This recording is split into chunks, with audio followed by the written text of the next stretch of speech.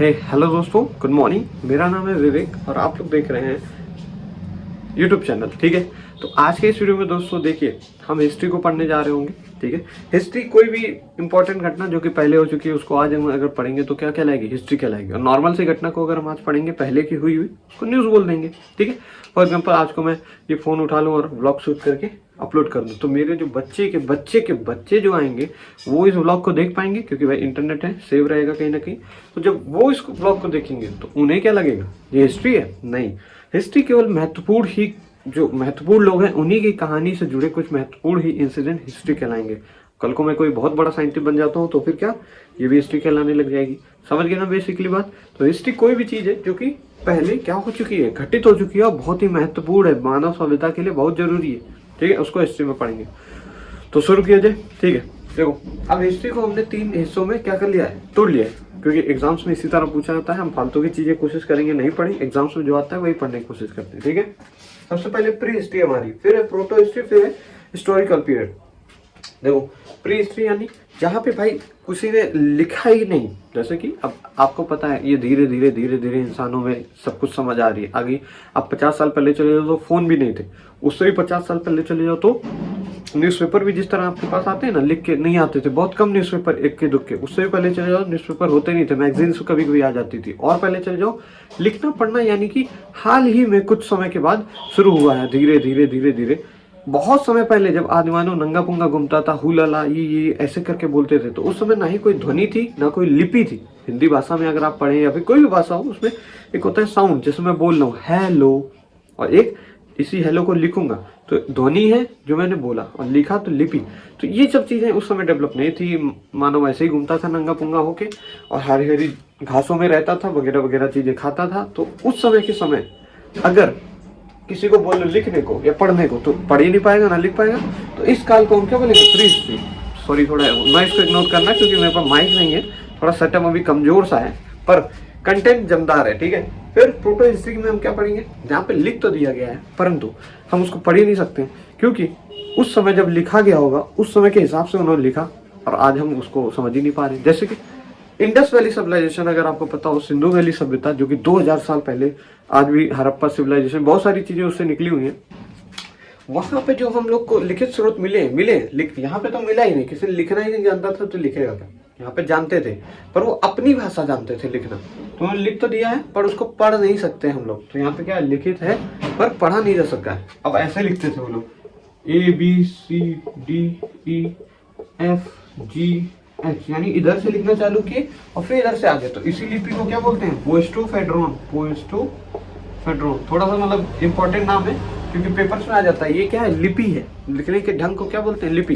यानी इधर से शुरू करो फिर इधर ही से वापस आ जाओ। इंग्लिश और हिंदी की तरह नहीं कि इधर से इधर गए फिर दूसरी लाइन से लिखा फिर तीसरी लाइन से, इस तरीके से नहीं। इस तरीके की लिपि को लेफ्ट टू राइट बोल देंगे, समझे। पर इसको क्या बोलेंगे, जो ऐसे गई और फिर वापस आ गई, पोएस्टोफेड्रोन। ये पेपर में पूछ सकते हैं। फिर ऐतिहासिक काल में हम वो पढ़ेंगे जहाँ पे लिखा भी गया और समझा भी गया, जैसे कि मुगल हिस्ट्री हो गई, एंसेंट हिस्ट्री हो गई, मेडिवल हिस्ट्री तो खैर आएगी, और मॉडर्न हिस्ट्री जिसमें हम गांधी जी और बाकी जितने भी स्वतंत्रता क्रांतिकारी लोग हैं उन सभी के बारे में पढ़ रहे होंगे। तो आपको डिवीजन समझ आ गया। अब देखो थोड़ा सा बात दूसरी करते हैं, हिस्ट्री को आखिर मेन हिस्ट्री के फादर, जैसे हर सब्जेक्ट के फादर होते हैं। फादर का मतलब ये नहीं होता है कि मतलब उन्होंने ही सोचा होगा कि चलो आज हिस्ट्री बना देते हैं। दरअसल सभी लोगों का कंट्रीब्यूशन होता है, तो जिसका सबसे बड़ा कंट्रीब्यूशन उसको हम थोड़ा कह देते हैं कि ठीक है। जैसे घर में अगर बात करें तो आपके दादाजी, तो दादाजी मतलब ऐसा तो है नहीं कि पूरा घर ही उन्होंने मतलब बना दिया है। आपके पिताजी ने भी मेहनत की है, माता ने भी मेहनत की है, आप भी मेहनत किए होंगे। पर कंट्रीब्यूशन की बात करें अगर, तो सबसे शुरुआती कंट्रीब्यूशन या सबसे अहम कंट्रीब्यूशन उन्हीं का होगा, है कि नहीं। परिवार बढ़ाने में या कोई भी चीज हो, सबसे महत्वपूर्ण उन्हीं का होगा, इसलिए हम उनको क्या करते हैं, थोड़ा सा ऊपर रखते हैं। तो बस वही चीज है यहाँ पे भी, सबसे ऊपर हिस्ट्री में जो जन्मदाता है या फादर बोले तो हिस्ट्री के जनक को बोलते हैं हम लोग हेरोडोटस। ठीक है, थोड़ा सा माफी चाहूंगा, थोड़ा लेट होता जा रहा है वीडियो, जल्दी अब शूट करते हैं और थोड़ा सा आगे बढ़ते हैं। तो इतना समझ आ गया हिस्ट्री के जो था और कौन कौन सी चीजें पढ़ेंगे। अब हम लोग जल्दी से पढ़ लेते हैं प्री हिस्ट्री, फिर हम लोग पढ़ लेंगे प्रोटो हिस्ट्री, और इसको भैया पढ़ने में काफी समय लगेगा, इसको पढ़ते पढ़ते कम से कम 1 महीना बीत जाएगा। तो ये पहला वीडियो है, कम से कम 26-27 वीडियो में तो इसको खत्म कर पाएंगे। खैर ये चीजें जल्दी खत्म हो जाएंगी 2-3 वीडियो में। तो प्री हिस्ट्री को जल्दी से आज के इस वीडियो में कोशिश करते हैं खत्म हो जाए। तो शुरू करते हैं बिना किसी लेट के।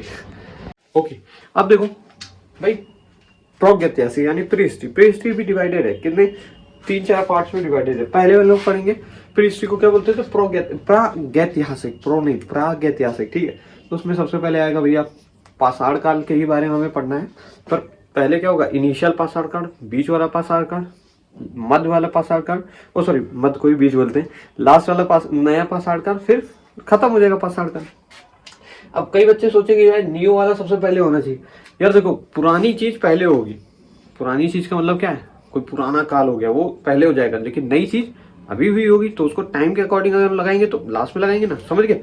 तो Palaeolithic, mesolithic, Neolithic and Chalcolithic, यार याद रखना ये वही समय था। प्री हिस्टोरिक काल में क्या हुआ था कि तांबे की खोज हो गई थी। तांबा यानी ब्रॉन्ज, ब्रॉन्ज की मूर्तियां होती हैं, ब्रॉन्ज के सिक्के चलते थे बहुत समय पहले, अब तो खैर नहीं चलते हैं। तो ये समय क्या था जब तांबे की खोज हो गई थी। याद रखना ये क्वेश्चन पूछा जाता है कि तांबे की खोज किस हिस्ट्री वाले हिस्टोरिक टाइम पे हो गई थी, तो वो क्या था, प्री हिस्टोरिक टाइम। अगर उनमें भी अगर खगोल के पूछे तो क्या लिखना है, चैल्कोलिथिक यानी ताम्र पाषाण काल। इसी को हम बोलते हैं बेटा उत्तर पाषाण काल। उत्तर जब भी लग जाए किसी भी नाम के आगे, मान लो उत्तर विवेक, मेरा नाम विवेक, उत्तर विवेक यानी अब विवेक का अंत आ रहा है, ठीक है। उत्तर मतलब है लास्ट का फेज चल रहा है। उत्तर वैदिक काल आएगा तो वैदिक काल का जब लास्ट का फेज चल रहा होगा उत्तर वैदिक काल। उत्तर मुगल काल की बात करें तो मुगल काल का जब लास्ट वाला फेज चल रहा होगा, उसमें मतलब एक नाम दे दिया गया कि भैया लास्ट की चीजें अगर पढ़नी है तो संग्रहालय ऐसे करके पढ़ सकते हो, ठीक है। तो चैल्कोलिथिक समझ आया। अब देखो आगे चलते हैं, ठीक है। ओके देखो यार, प्री हिस्ट्री पढ़ रहे थे, उसके अंदर पूरा पाषाण काल आ रहा था, यानी पैलियोलिथिक, इंग्लिश में बोलिए पैलियोलिथिक। तो उसके अंदर कुछ एक पॉइंट है, यही याद करना है, इन्हीं में से पेपर आता है। और क्या क्या आता है ये भी बता देता हूँ। सबसे पहले भाई, इस समय आदमी को क्या कहा जाता था, आदि मानव कहा जाता था, आदि मानव, ठीक है ना।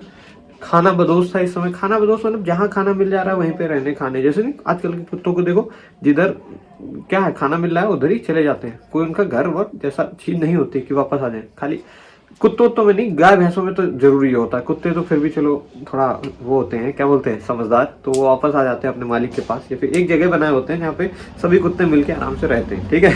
पर जानवरों को क्या करना पड़ता है, घसीट के लेके आना पड़ता है, वरना इनकी गाय दूसरे के यहाँ बन जाती है, चली जाती है, मतलब भाग के।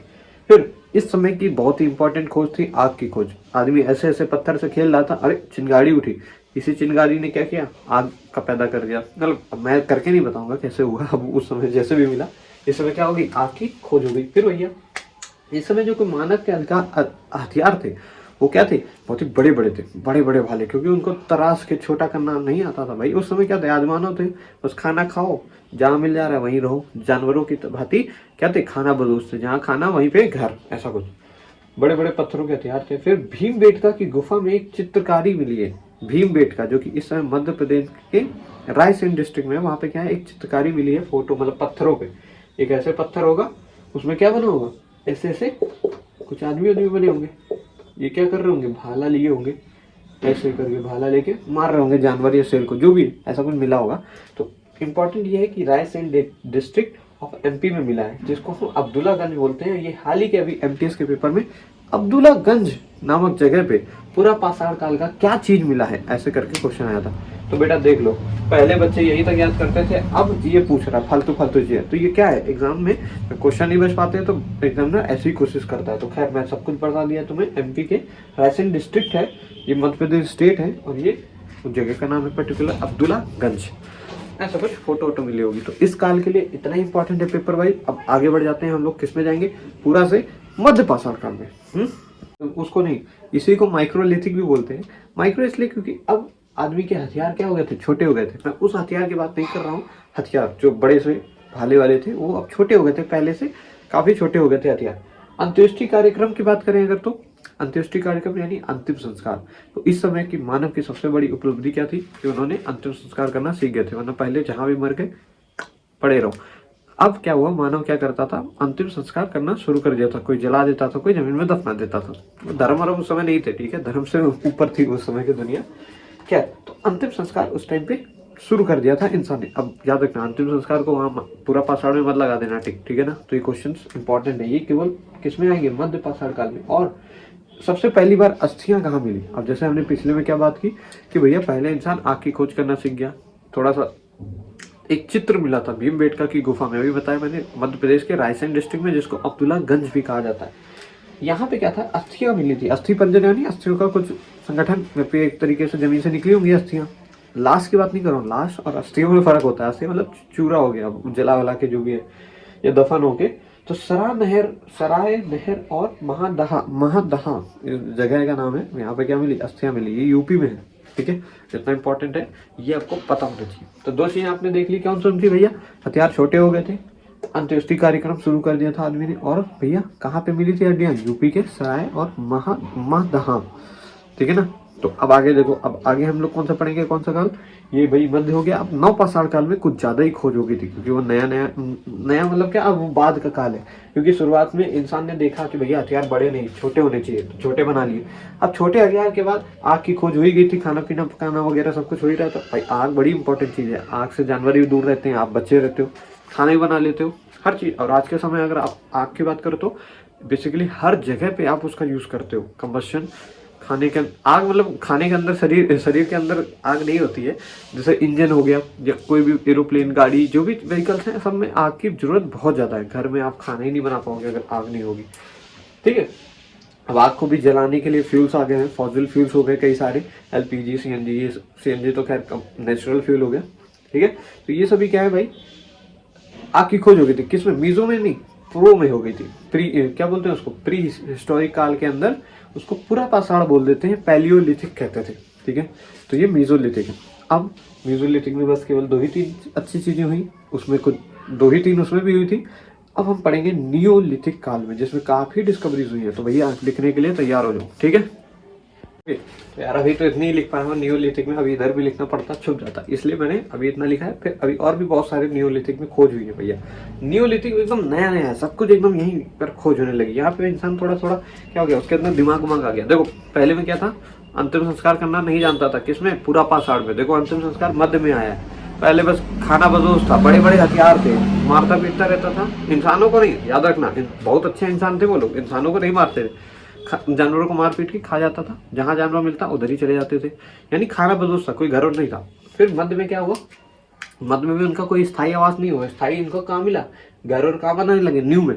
मध्य में बस क्या हुआ, हथियार छोटे हो गए, और क्या हुआ साथ ही साथ मध्य में उन लोगों ने सीख लिया था कौन सी चीज, अंतिम संस्कार करना भैया, कि भैया कोई मर जा रहा है तो हमें चलो उसको कम से कम उसकी बॉडी को दफना देना चाहिए, जानवरों को उसको खाने नहीं देना चाहिए, ठीक है।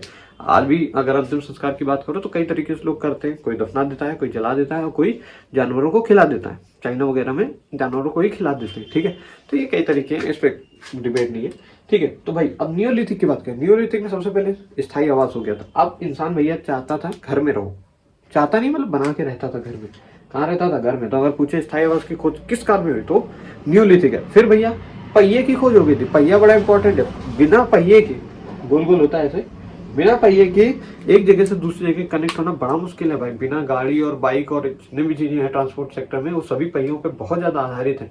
पहिए खोज बहुत बड़ी खोज थी, कोई भी चीज को अगर उठा के ले जाने के बजाय हम उसको घसला के ले जा सकते थे, वो भी पहिए से, तो आसानी से होता था। तो बड़े बड़े यहाँ पे जब पहिए खोज हो जाएगी तो घर के लिए पत्थर वत्थर सब बनने लगेंगे, मतलब घर मकान बनने लग जाएंगे, समझ रहे हो। ट्रांसपोर्टेशन सेक्टर में बढ़िया खोज थी। फिर मन का यानी घड़ा, घड़े में हम पानी भर के रख सकते हैं, यानी पानी को स्टोर करेंगे, घर में रख लेंगे अपने।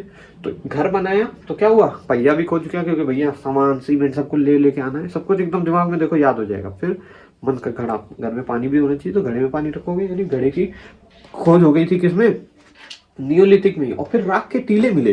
अब ये कहाँ से मिले, कर्नाटक के मैसूर जगह पे संगन कल्लू, कल्लू से आप याद रखना, राख भी क्या होती है, काली काली होती है। तो संगन कल्लू नाम की जगह कर्नाटक में राख के टीले मिले, बड़े बड़े बड़े बड़े, खूब ज्यादा, मतलब लोग जलाते थे, जो राख होती थी उसको एक जगह फेंक देते थे, पानी में नहीं, जैसे आज गंगा में लोग करते हैं। मैं कैसे देखो चीजों को बुरा गलत इन सभी से ऊपर करके बता रहा हूँ अभी, क्योंकि भैया अभी हमारा मेन मकसद है नियोलिथिक को समझना, ठीक है। तो डिबेट वाली चीजों पे नहीं जाते हैं।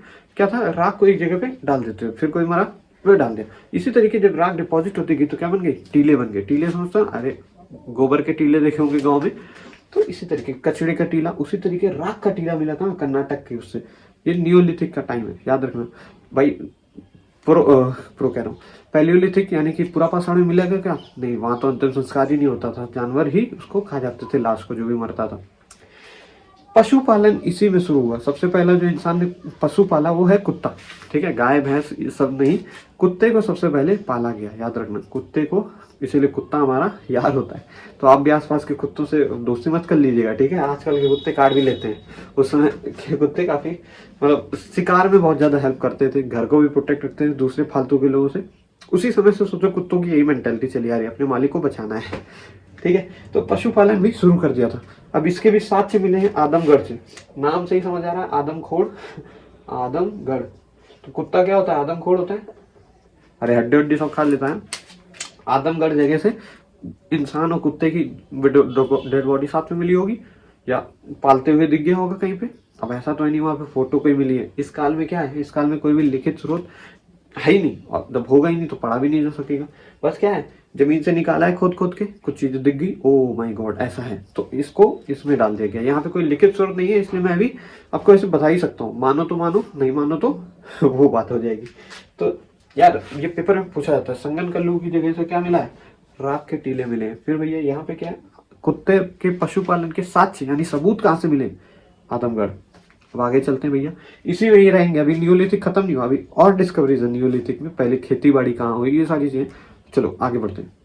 ओके, अब देखो यार न्यूलिथिक में आगे क्या हुए। मेहरगढ़ में, पाकिस्तान में एक जगह है मेहरगढ़, वहाँ पे सबसे पहला यानी जो आर्कियोलॉजिकल डेटा सब कुछ कलेक्ट करके देखा गया होगा, उसमें सबसे पहली बार क्या मिला?